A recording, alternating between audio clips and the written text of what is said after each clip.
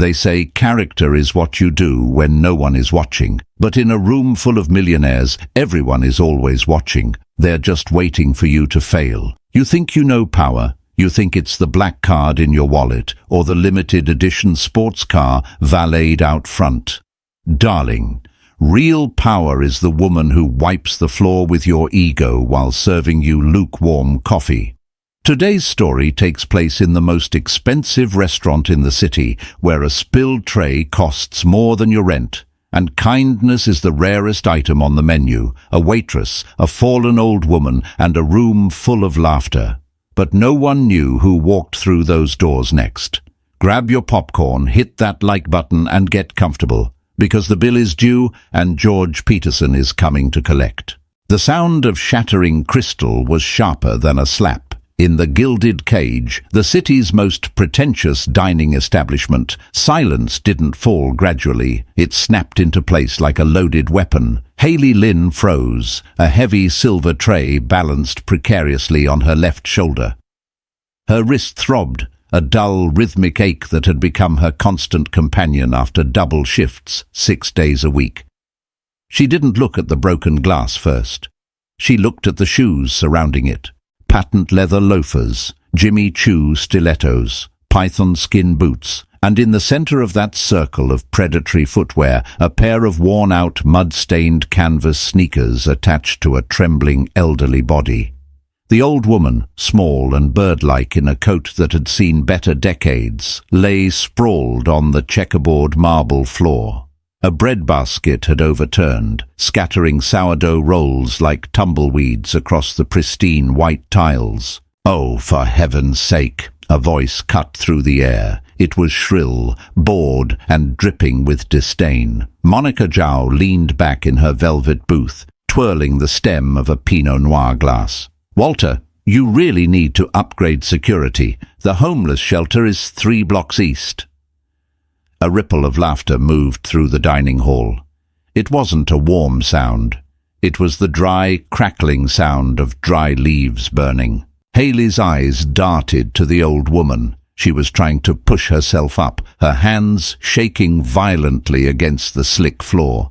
She wasn't drunk. She wasn't dirty. Not really. Just old and tired and wearing clothes that whispered of a life left behind. I tripped," the old woman stammered, her voice raspy. She looked up, her eyes wide and milky behind thick, cracked spectacles. "I'm sorry. I just wanted a glass of water."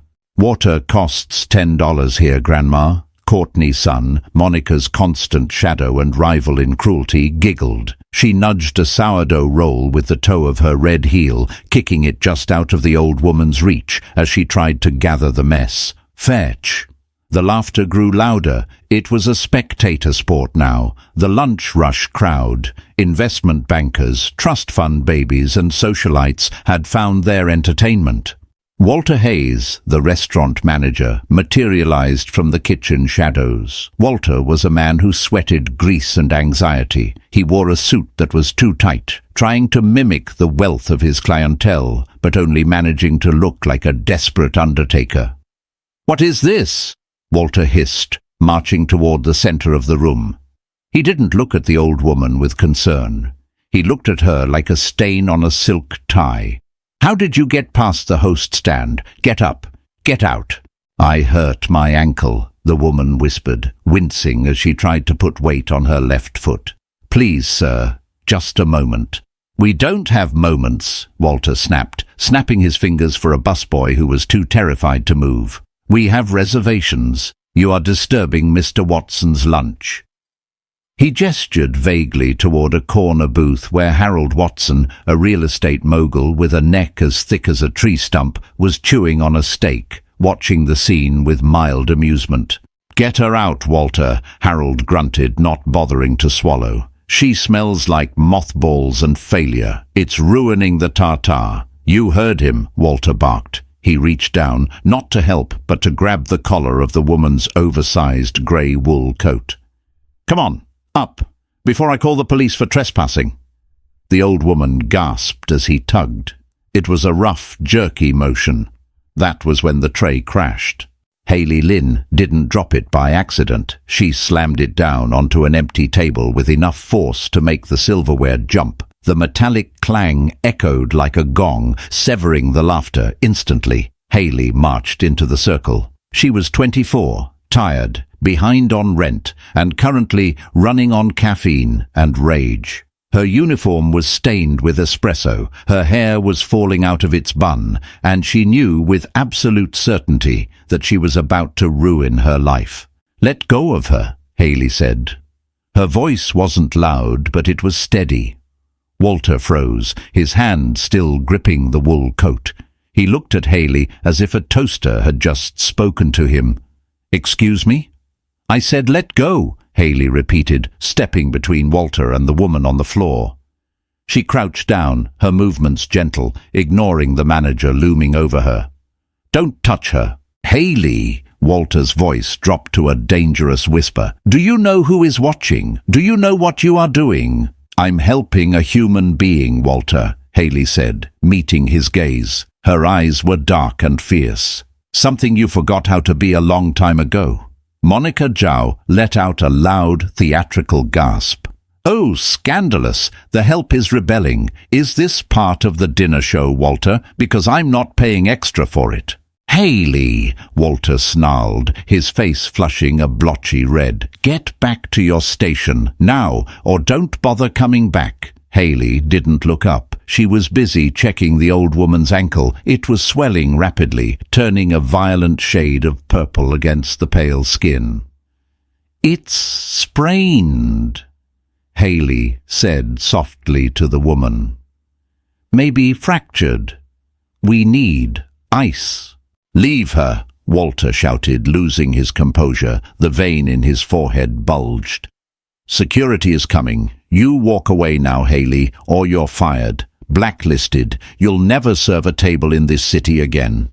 The room held its breath. The threat was real. In this economy, in this city, a bad reference from the Gilded Cage was a death sentence for a service worker. Hayley paused. She looked at her hands, chapped from sanitizer and hot water. She thought about her empty fridge. She thought about the tuition bills piling up on her kitchen counter. Then she looked at the old woman. Behind those thick glasses, the woman wasn't crying. She was watching Hayley, studying her. There was something sharp in those grey eyes, something that didn't match the trembling posture. An intensity that felt like the moment before a lightning strike. "I'm sorry," the old woman whispered. "I caused you trouble." Hayley smiled. It was a sad, tired smile, but it was genuine. "Trouble is my middle name," Hayley said. She stood up, grabbed a linen napkin from a nearby table, snatching it right out from under Courtney Sun's elbow, and dipped it into an ice bucket. "Hey!" Courtney squawked. "Billing address is in the kitchen," Hayley deadpanned. She knelt back down and applied the cold compress to the woman's ankle. "That's it," Walter spat. "You're done. Get your things and take the trash with you." Hayley didn't flinch. She helped the woman sit up, supporting her weight. "My name is Hayley," she told the woman, ignoring the sharks circling them. "What's yours?" The woman adjusted her glasses. A small, almost imperceptible smirk tugged at the corner of her withered lips. "Nicole," the woman said. "My name is Nicole Huang." The humiliation wasn't in the firing. It was in the audience. Walter Hayes didn't just want Hayley gone, he wanted her erased. He stood with his arms crossed, tapping his polished shoe, making sure every high-paying customer witnessed the consequences of defiance. "Make sure she doesn't steal any silverware on the way out," Walter muttered to Bruce Miller, the head of security who had finally lumbered into the dining room. Bruce was a mountain of a man, usually stoic, but even he looked uncomfortable. He liked Hayley. She was the only one who saved him the good pastries from the morning delivery. He hesitated, looking from the small, fierce waitress to the trembling old woman she was supporting. "Boss, maybe we just call a cab," Bruce started, his voice a low rumble. "No cabs on the company account," Walter shrieked, his voice cracking. "She chose her side. She can walk." Haley wrapped her arm tighter around Nicole's waist. The old woman was surprisingly heavy, her frame dense, her grip on Haley's forearm like iron. "I can walk," Nicole said, though she leaned heavily on Haley. "I have family coming." "Family?" Monica Zhao laughed from her booth, popping a grape into her mouth. "What, are they bringing a shopping cart to wheel you home?" The table erupted in giggles again. Haley felt Nicole stiffen. For a second, she thought the old woman was going to collapse from shame, but when Haley looked down, she saw Nicole's jaw set. It wasn't the jaw of a victim, it was the jaw of a general surveying a battlefield. "Let's get you to a bench outside," Haley murmured, steering them toward the heavy oak doors. "I have a first aid kit in my bag. I can wrap that ankle properly." "You are foolish, child," Nicole said, her voice low as they shuffled past the mocking faces. "You just lost your livelihood for a stranger." "I can find another job," Haley lied. Her stomach churned with panic. She couldn't find another job, not one that paid these tips. "I can't find another conscience." "Conscience doesn't pay the rent," Nicole noted dryly. "Neither does cruelty," Haley shot back. They reached the foyer. The air here was cooler, separated from the dining room by velvet ropes. Haley helped Nicole sit on a tufted ottoman, usually reserved for ladies waiting for their coats. Walter followed them like a bad smell. "Not there," Walter snapped. "Outside, the curb." "She can't walk, Walter," Haley shouted, finally losing her temper. "Look at her foot. It's the size of a grapefruit." "Not my problem," Walter sneered. "This establishment maintains a standard. We don't have drifters loitering in the lobby." "I am waiting for my son," Nicole said. Her voice was calm now, eerily calm. "He is picking me up." "Your son?" Harold Watson had wandered over, picking his teeth with a toothpick. He loomed over the ottoman. "Does he drive a garbage truck? Tell him to pull around back." Nicole looked up at Harold. She slowly took off her thick, cracked glasses. Without the distortion of the lenses, her eyes were piercing, dark, intelligent, and utterly fearless. "My son," Nicole said softly, "is very particular about punctuality. He should be here. Now." As if on cue, the heavy silence of the room was disturbed, not by a sound, but by a vibration. It was felt in the floorboards first. A deep, thrumming bass that rattled the expensive wine glasses on the shelves. It wasn't the rattle of a passing truck. It was the precise, heavy idle of an engine designed for war disguised as luxury. Through the frosted glass of the front doors, a shadow fell. A massive, sleek shape pulled up to the curb, blocking out the afternoon sun. "Delivery for the kitchen?" Walter frowned, checking his watch. "They're late." The double doors of the gilded cage didn't open, they were pushed. Two men entered first. They wore suits that cost more than Walter's car. They didn't look like customers. They looked like walls. They wore earpieces, and their eyes scanned the room with a professional, lethal detachment. They stepped aside, creating a corridor. Then he entered. George Peterson. The temperature in the room seemed to drop 10 degrees. George was not a man who blended in. He was tall, with broad shoulders that strained against a charcoal bespoke suit. His face was all sharp angles and hard lines, a jaw carved from granite, eyes the color of cold steel. He didn't walk. He stalked. There was an arrogance in his stride that didn't come from money. It came from the absolute certainty that he could buy or burn everything in sight. He was the CEO of Peterson Holdings on paper. In the whispers of the city's underground, he was the Dragon of the East, the man who controlled the shipping lanes, the unions, and half the politicians in the state. The dining room went silent, true silence, not the silence of shock, but the silence of prey recognizing a predator. Monica Zhao dropped her wineglass. It didn't break. It rolled onto the carpet, spilling red liquid like blood, but she didn't move to pick it up. Her face had gone ashen. Walter Hayes began to tremble. He knew who George Peterson was. Everyone did. George owned the building. George owned the block. George didn't look at the hostess. He didn't look at the bar. He walked straight into the center of the foyer, his eyes scanning until they landed on the ottoman. He stopped. He looked at the disheveled woman with the swollen ankle. He looked at the dirty sneaker. He looked at the waitress kneeling beside her, holding a bag of ice wrapped in a napkin. The expression on George Peterson's face didn't change, but the air around him seemed to crackle with violent electricity. He took 3 long strides and fell to one knee, not in supplication, but in service. "Mother," George said. His voice was deep, a baritone that vibrated in Haley's chest. "I told you to wait for the driver." The word echoed through the restaurant. "Mother."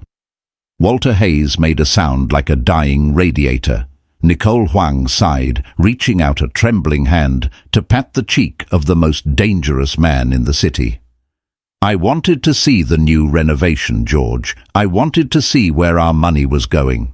She paused, her eyes flickering over to Walter.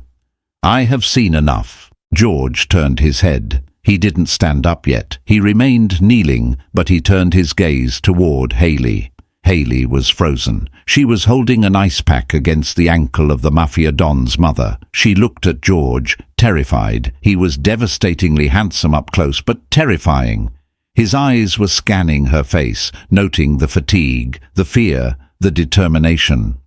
"Who are you?" George asked. It wasn't a threat. It was a genuine question.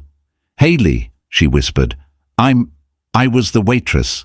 "Was?" George caught the word. "She was helping me," Nicole said, her voice sharpening. "When I fell, when they laughed."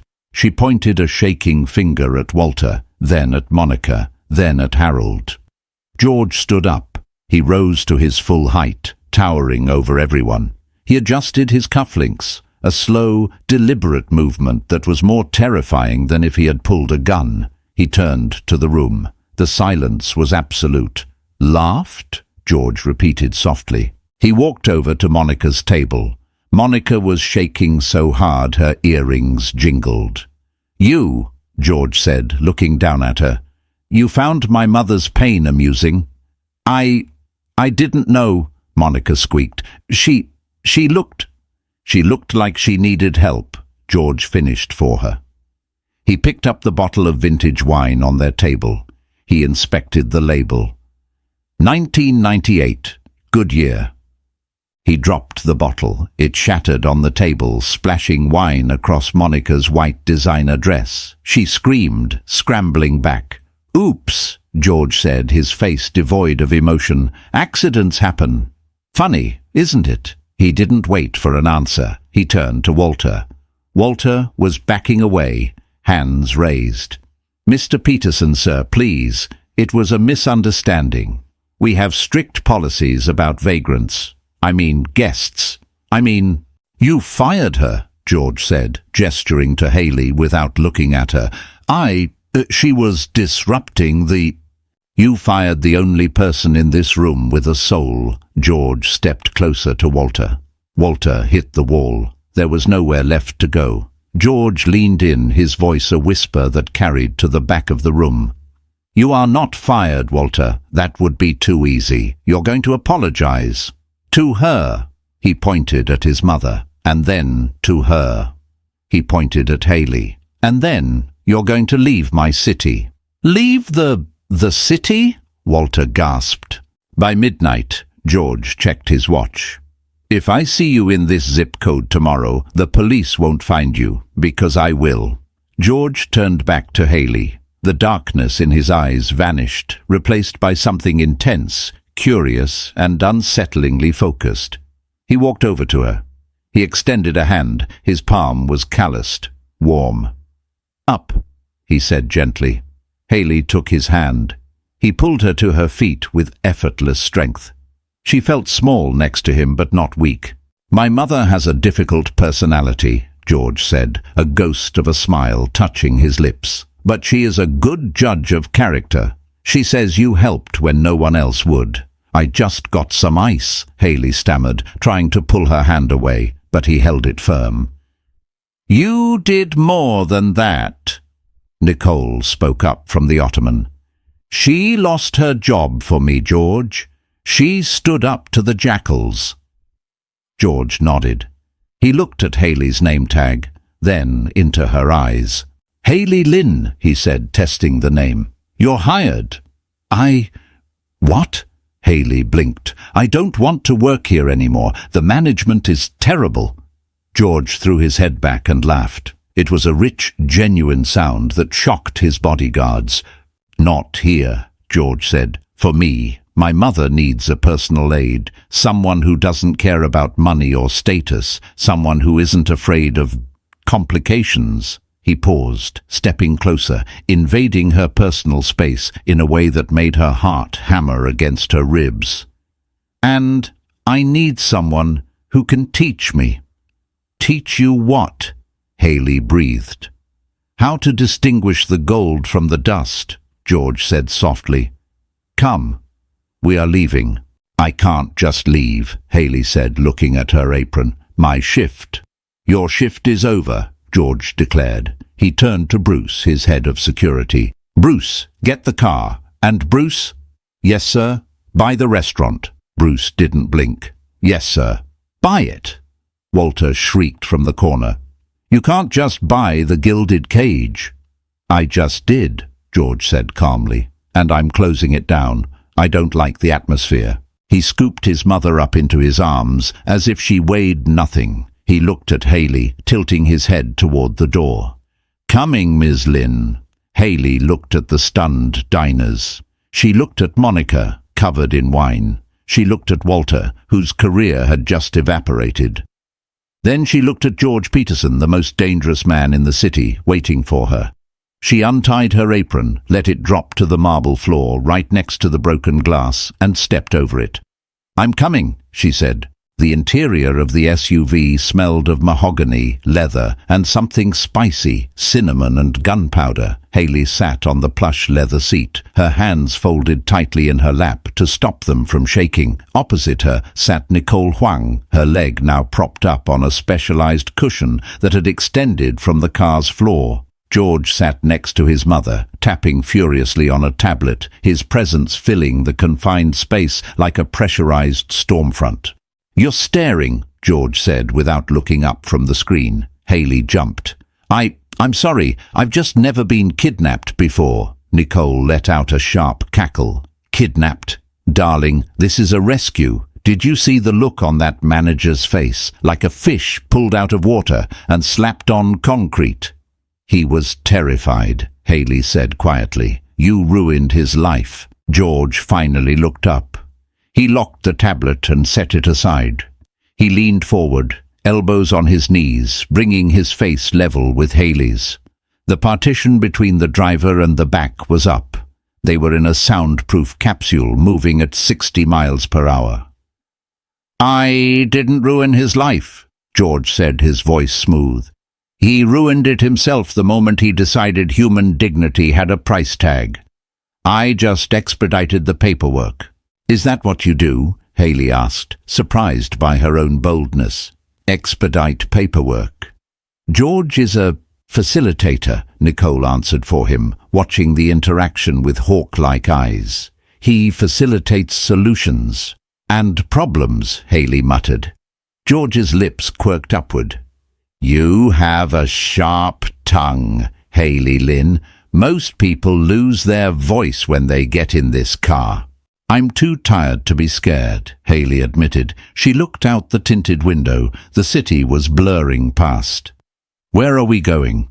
"The estate," George said. "We have a private doctor on staff. He will look at Mother's ankle, and he will look at that bruise on your wrist." Haley instinctively covered her wrist. "It's nothing, just carpal tunnel from carrying trays." "It's a bruise," George corrected. "I saw Walter grab you before you intervened." Haley went silent. He had seen everything.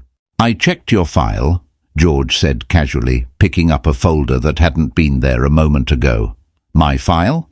Haley's eyes widened. "I've been in the car for 5 minutes."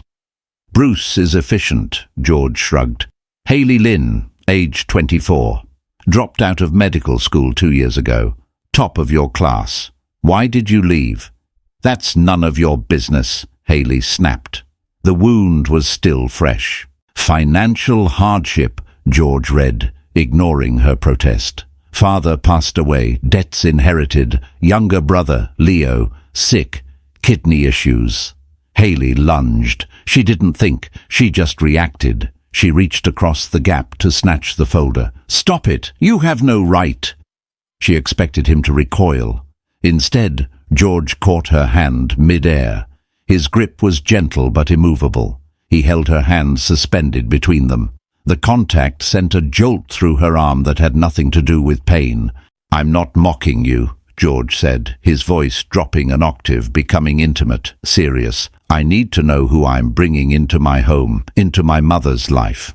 I'm not going into your life, Hayley said, trying to pull her hand back. I helped a lady, that's it. Drop me off at the next corner. I can pay for Leo's treatment, George said. The air left Hayley's lungs. She stopped struggling. What? Your brother, Leo. He's on the transplant list, but he's low priority because of insurance gaps. I can fix that. Today. Hayley stared at him. This man was offering her a miracle wrapped in a threat. Why? Because you helped her. George nodded toward Nicole, who was feigning sleep, but listening to every word. In my world, Hayley, loyalty is the only currency that matters. You showed loyalty to a stranger. That is rare. I pay my debts. And what do I have to do? Hayley asked, her voice trembling. What does the facilitator want in return? George leaned back, releasing her hand. He looked her up and down, his gaze lingering on her determined face. My mother needs a companion. Someone who can handle medical needs, so your training is useful, but more importantly, someone who isn't afraid of me, someone who won't just say yes to everything I say.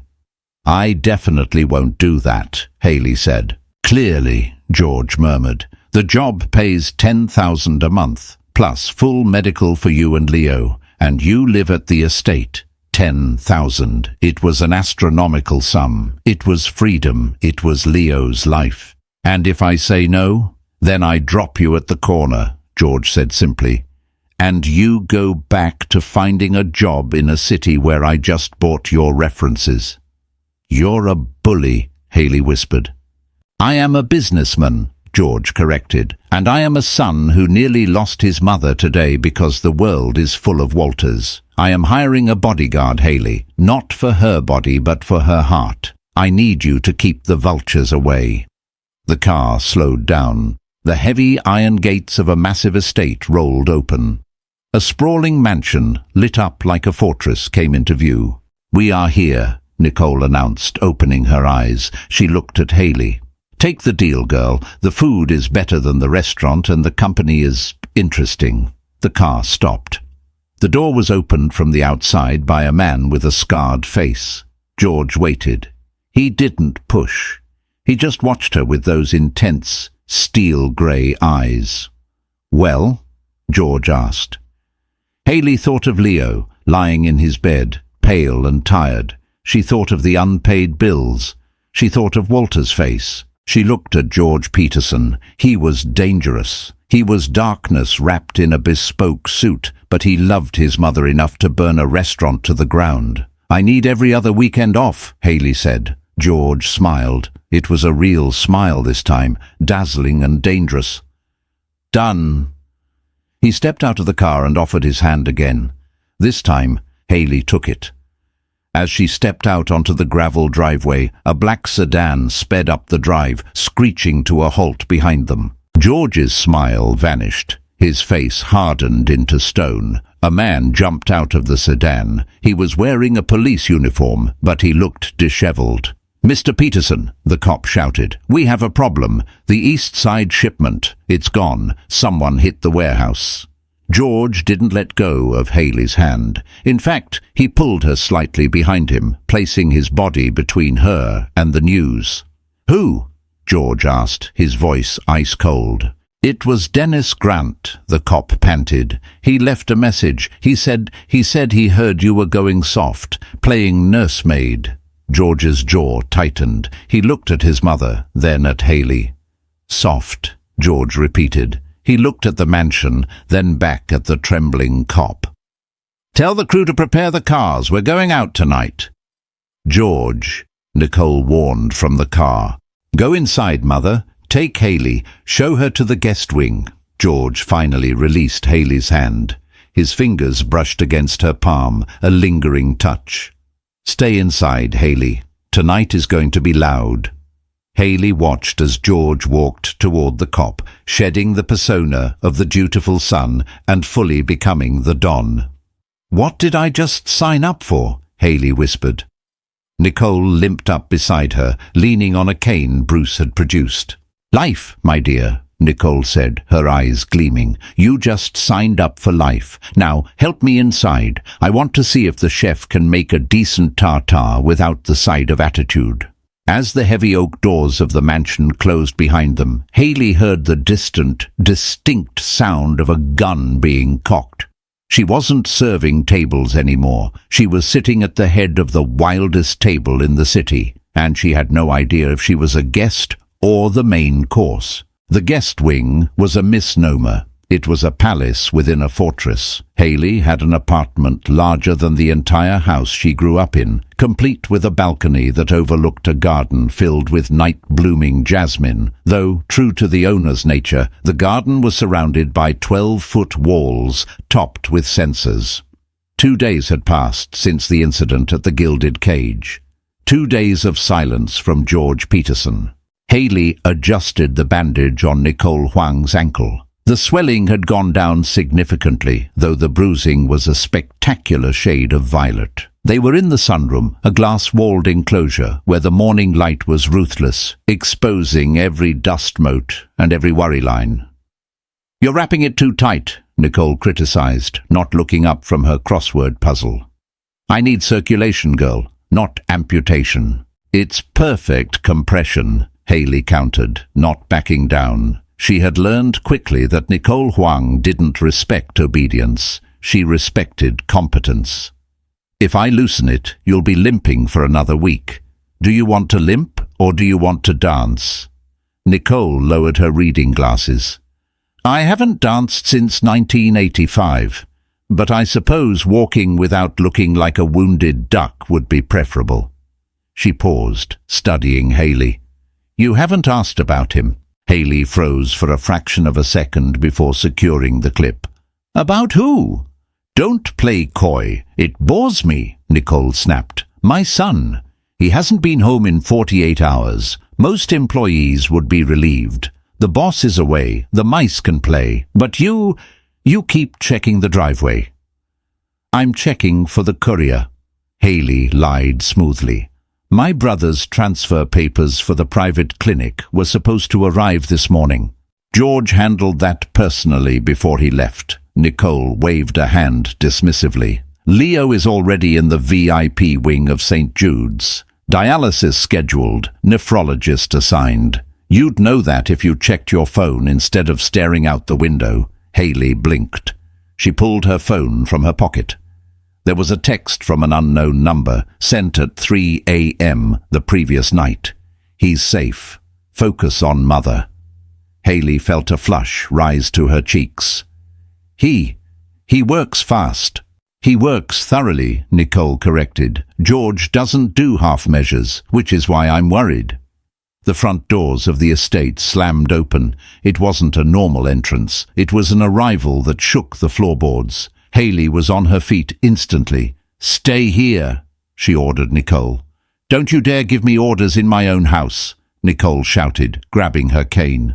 But Haley was already running. She reached the grand foyer just as Bruce Miller came through the doors, supporting a figure that looked like it had gone 10 rounds with a wrecking ball. George. His charcoal suit was ruined, slashed at the sleeve, and stained with something darker than wine. He was limping, favoring his right side, and his face was a mask of exhaustion and adrenaline. But his eyes were wide open, scanning the perimeter, even as he stumbled. "Get the doctor," Bruce barked at a maid who was cowering by the stairs. "No doctor," George grunted, his voice sounding like gravel in a blender. "I'm fine, just whiskey and a stitching kit." He looked up and saw Haley standing at the end of the hallway. She wasn't cowering, she was analyzing. "You look terrible," Haley said, walking toward him. George let out a dry, pained chuckle. "Nice to see you too, Miss Lynn. How is my mother?" "Better than you," Haley said. She reached him, ignoring Bruce's warning glare. She reached out and touched the fabric near the tear in his sleeve. "This is deep. It's still bleeding." "It's a scratch," George lied. "It's an arterial graze if you're unlucky," Haley snapped. "Bruce, get him to the study. I need warm water, iodine, sutures, and clean towels. Now." "We have a medical team on retainer," Bruce started. "They are 20 minutes away," Haley cut him off. "He's bleeding through a $3,000 suit right now. Move." Bruce looked at George. George gave a barely perceptible nod. 10 minutes later, George was sitting on a leather sofa in his study, shirtless. Haley was trying very hard to focus on the wound on his upper arm and not on the fact that the Dragon of the East was built like a Greek statue carved from scar tissue and muscle. His torso was a map of violence, old knife wounds, a bullet scar near his ribs, and fading bruises. "You're staring again," George murmured, wincing slightly as she cleaned the jagged cut with iodine. "I'm assessing," Haley corrected, her hands steady despite her racing heart. "Who did this?" "Business competitors," George said vaguely. "Dennis Grant has aggressive negotiation tactics." "He tried to kill you," Haley stated. "He tried to send a message," George corrected. He watched her work, his eyes tracking the precise movements of her fingers. "He thinks I'm distracted. He thinks bringing you and Mother into the house makes me vulnerable." Haley paused, the needle hovering over his skin. "Does it?" George looked at her. The air in the room grew heavy, charged with the scent of antiseptic and raw masculinity. "It makes the stakes higher," George said softly. "Finish the stitch, Haley, before I bleed on the rug." She worked in silence for a few minutes, tying off the suture with a professional knot. She taped it, cleaned the area, and sat back. "You need antibiotics," she said. "And rest. Actual sleep, not just closing your eyes while holding a gun." George rolled his shoulder, testing the stitches. "I have a gala tomorrow night." "You have a death wish," Haley countered. "The mayor's charity ball," George continued as if she hadn't spoken. "Dennis Grant will be there. If I don't show up, he wins. He proves I'm weak. He proves he hurt me." "You are hurt," Haley exclaimed, gesturing to his arm. "Pain is information," George said, standing up. He towered over her, the heat radiating from his skin, making her dizzy. "Weakness is letting them see it. I am going to that ball, Haley. And you are coming with me." "Me?" Haley laughed nervously.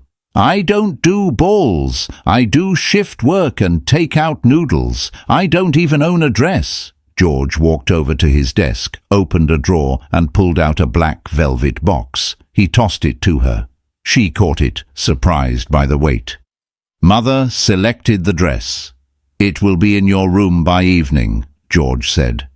"Open the box." Haley opened it. Inside sat a diamond necklace so brilliant it seemed to trap the light from the room. It wasn't gaudy, it was elegant, lethal, and colder than ice. "It's beautiful," Haley whispered, "but I can't wear this. It's a collar," George said, his voice darkening. He walked around the desk and stood behind her. He didn't touch her, but she could feel his breath on her neck. "Dennis Grant needs to know that you are under my protection, that you are off limits. If you wear my diamonds, the city knows you belong to the Peterson house."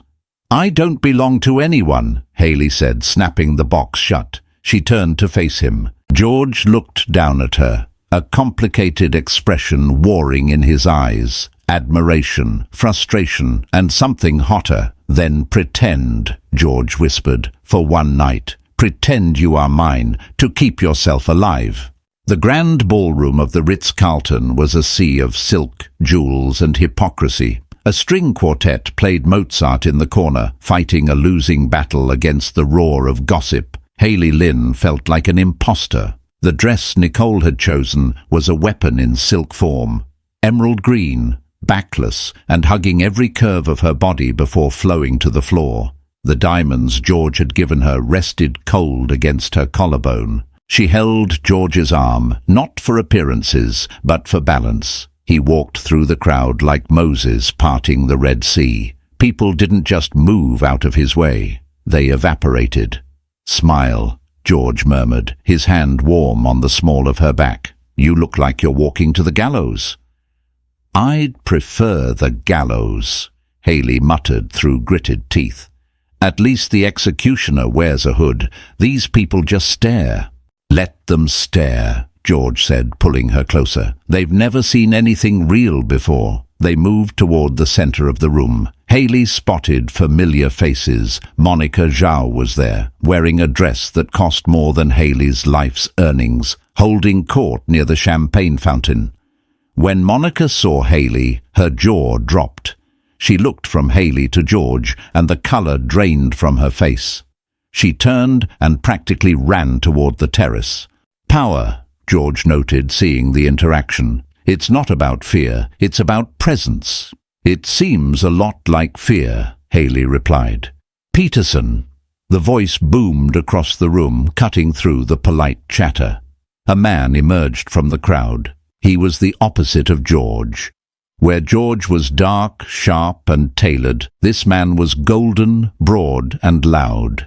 He wore a white tuxedo jacket that should have looked ridiculous but somehow looked dangerous on him. Or Dennis Grant, the man who had ordered the hit on the warehouse, the man who had put the stitches in George's arm.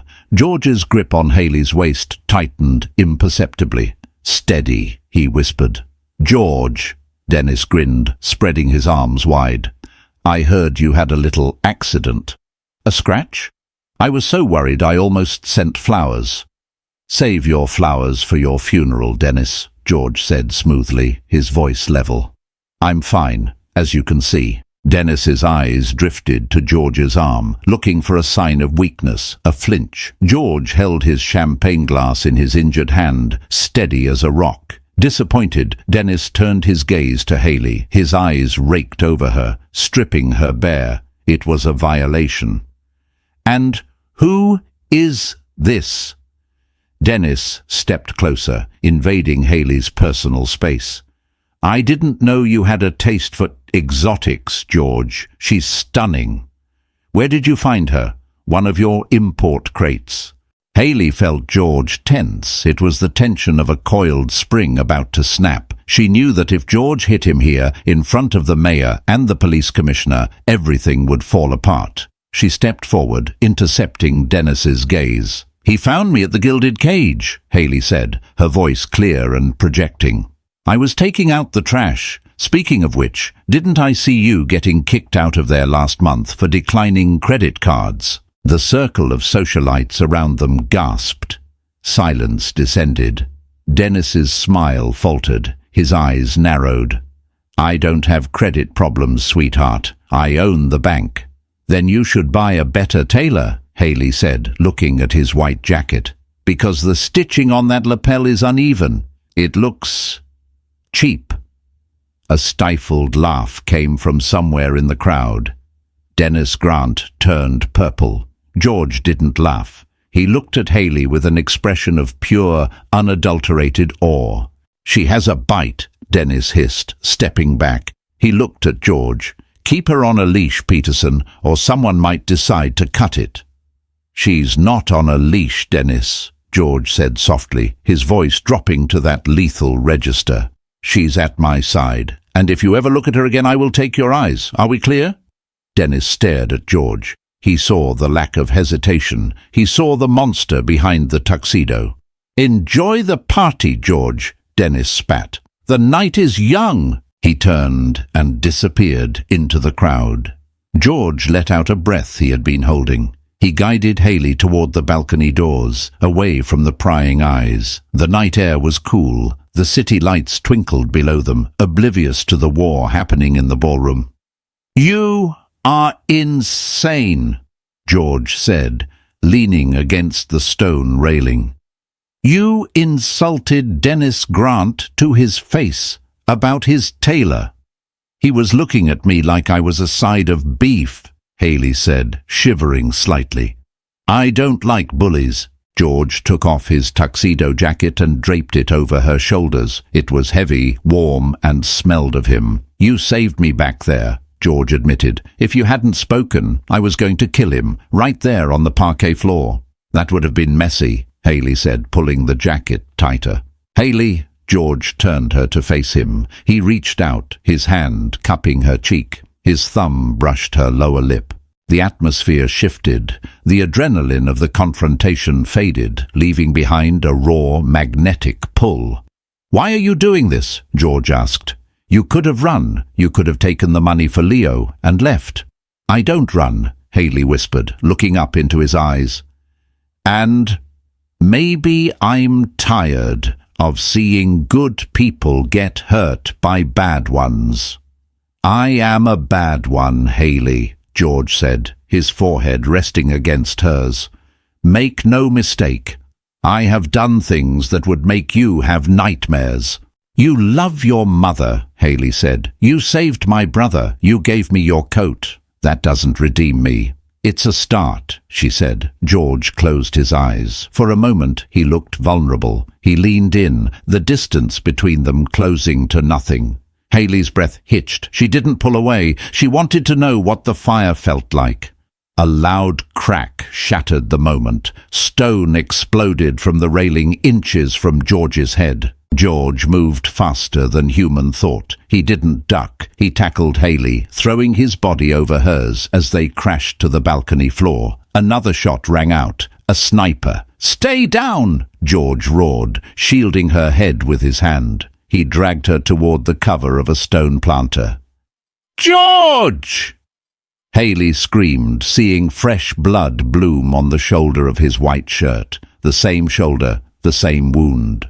"I'm fine," George shouted, pulling a handgun from a hidden holster at the small of his back. "Bruce! Balcony! Now!" The ballroom erupted in screams. The glass doors shattered.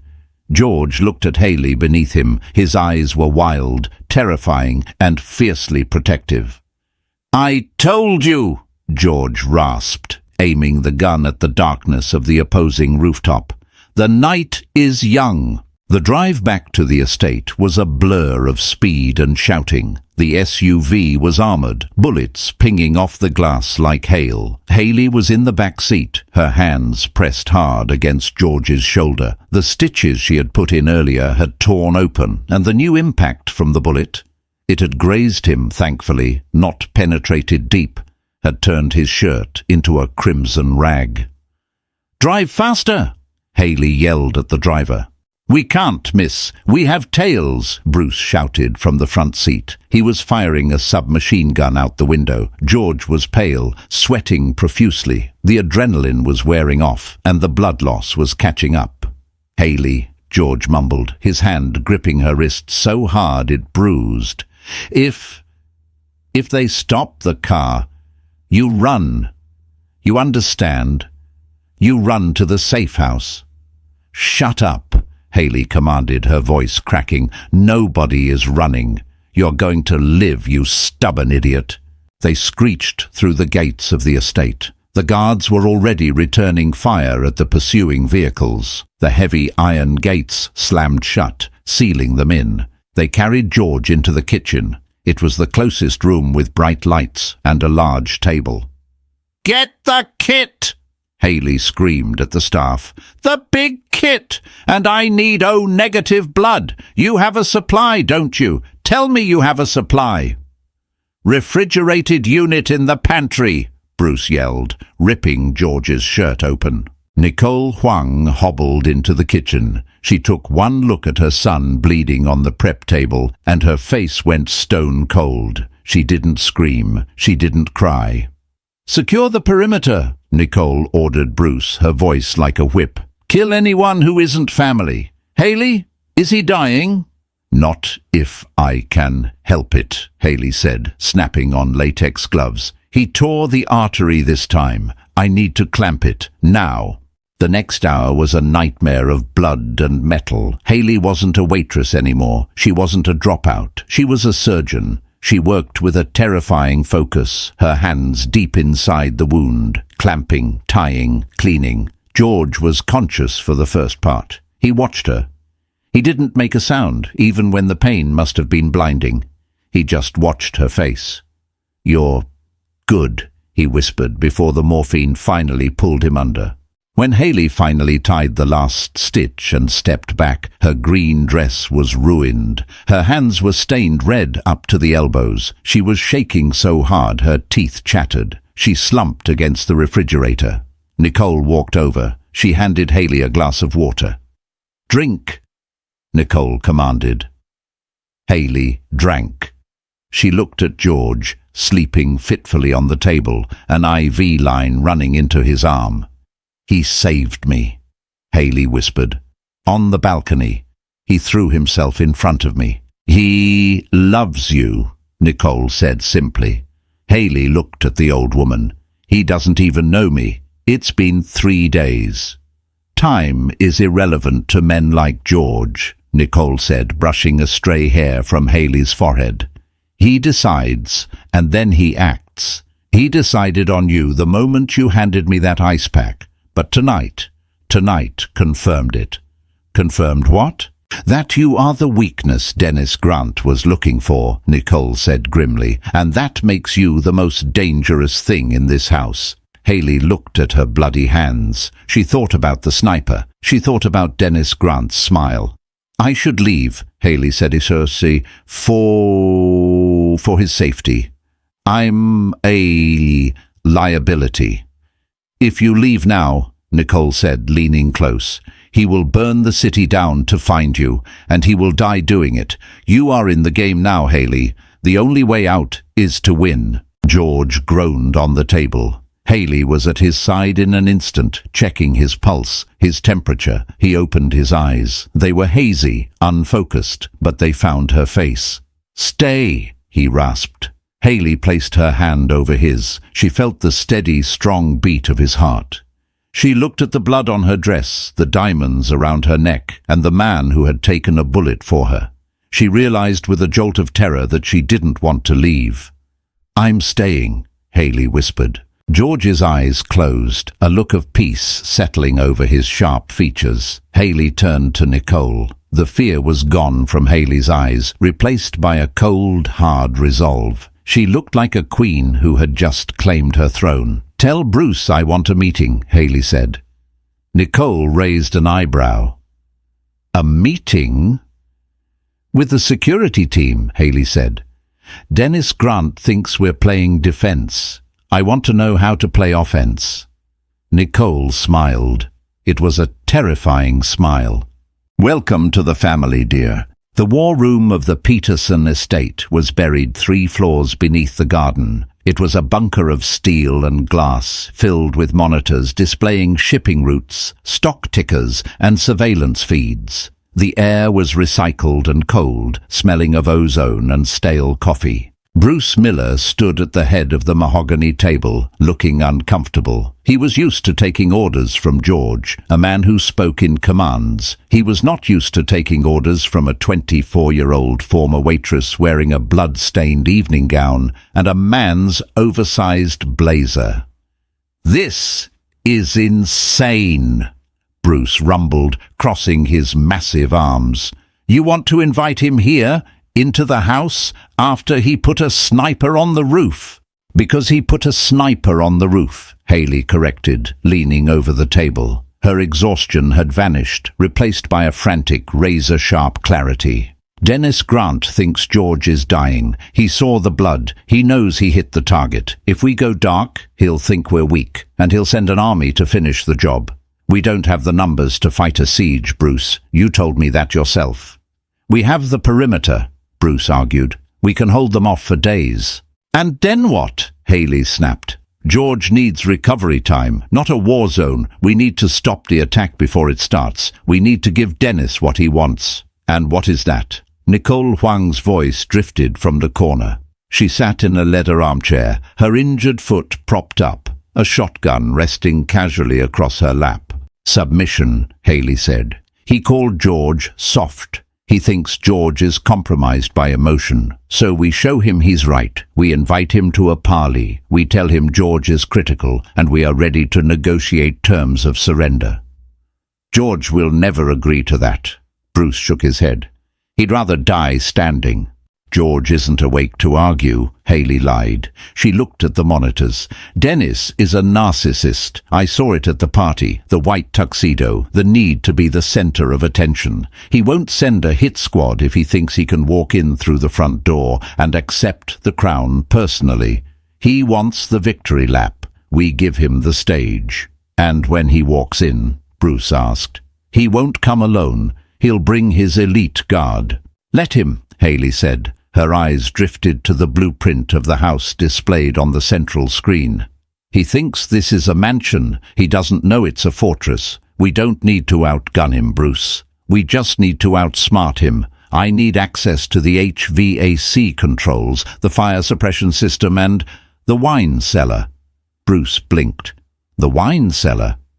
Dennis likes the finer things, Haley said, a dark smile touching her lips. Let's prepare a vintage he won't forget. The sound of the elevator doors opening made them all turn. George Peterson stood there. He was pale, leaning heavily against the doorframe, his arm in a sling. He wore loose linen pants and a fresh shirt that was already spotting with blood at the shoulder. But his eyes were clear. You should be in bed, Haley admonished, rushing to his side to support him. George waved her off, but didn't push her away. He looked at the map on the screen, then at Bruce, and finally at Haley. Surrender? George asked, his voice rough. A feint, Haley said, holding his gaze. A Trojan horse. We open the gates so we can close them behind him. George studied her face. He saw the fire in her eyes, the same fire that had made her stand up to Walter Hayes in the restaurant. He saw a woman who wasn't just surviving his world, but rewriting the rules of it. He will come heavy, George warned. 12 men, minimum.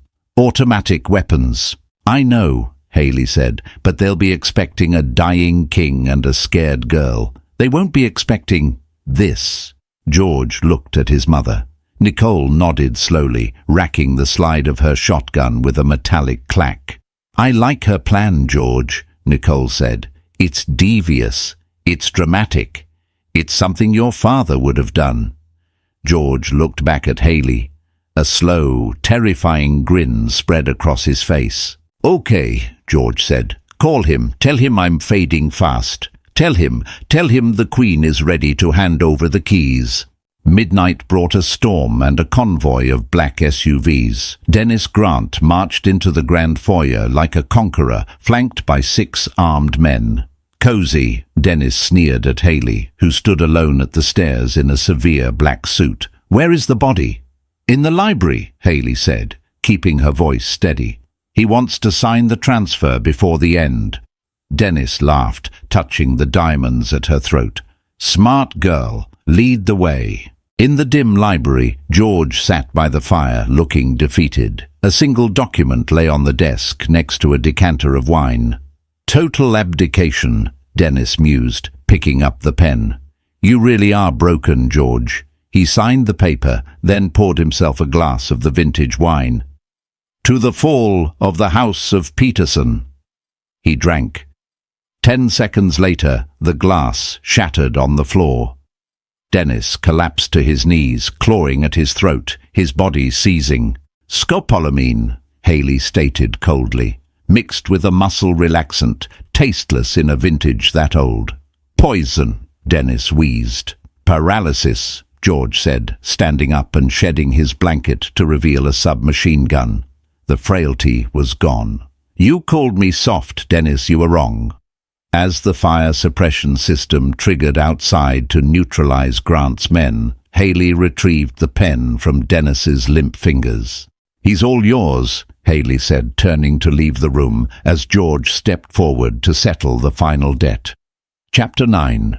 The Last Order. The gilded cage was gone, reborn as the open hearth. The velvet ropes were trash. The atmosphere was warm, loud, and alive. Haley Lynn stood in the center of the room, not in an apron, but in a tailored cream suit. She checked her clipboard, directing the flow of the lunch rush with a conductor's grace. The bell chimed. The room went quiet, a silence born of respect, not fear.